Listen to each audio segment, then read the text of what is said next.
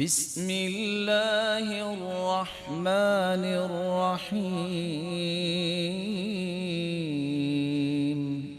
رسول اللہ صلی اللہ علیہ وسلم کا فرمان ہے، صحابی بیان کرتے ہیں، نہا رسول اللہ صلی اللہ علیہ وسلم عن النوم قبل العشاء والحدیث بعدها، عشاء سے پہلے سونے سے منع فرمایا اور عشاء کے بعد باتیں کرنے سے منع فرمایا۔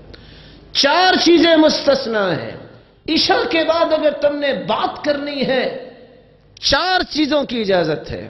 من طیب خاطر المرأة، اپنی اہلیہ سے بات کر سکتے ہو۔ دوسری بات، علم حاصل کرنے کے لیے گفتگو کر سکتے ہو۔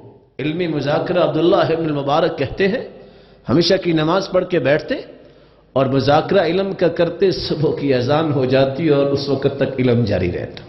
تیسرا کام، رسول اکرم صلی اللہ علیہ وسلم عشاء کے بعد سیدنا ابو بکر کے ساتھ امت کے مسائل کو حل کرنے کے لیے باہمی مشورہ کرتے۔ کتنی دیر تک آپ مشورہ کرتے رہتے ہیں۔ چوتھا کام، اگر کوئی مہمان آ گیا ہے تو اس کی مہمان نوازی کرنی ہے تو پھر اس سے بھی گفتگو کرنی پڑے گی۔ ان چار چیزوں کو علماء نے مستثنا قرار دیا احادیث کی روشنی میں۔